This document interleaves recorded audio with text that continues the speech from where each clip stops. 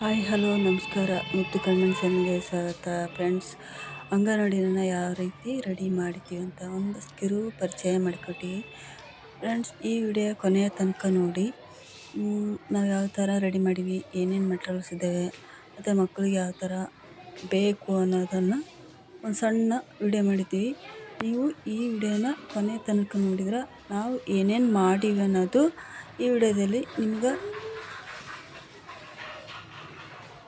ವಿಡಿಯೋದಲ್ಲಿ ನಿಮಗೆ ತಿಳಿತಾ ಹೋಗ್ತದೆ.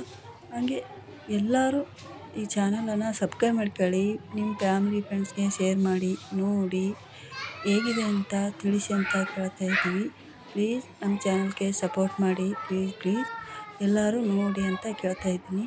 ನಮ್ಮ ಅಂಗನವಾಡಿಯಲ್ಲಿ ಈ ರೀತಿ ಇವತ್ತಿನ ಮಟ್ಟಿಗೆ ಎಷ್ಟು ರೆಡಿ ಮಾಡಿದ್ದೀವಿ ಅಂತ ಹೇಳ್ತಾ ಇದ್ದೀವಿ. ನೋಡಿ ಫ್ರೆಂಡ್ಸ್, ಪ್ಲೀಸ್.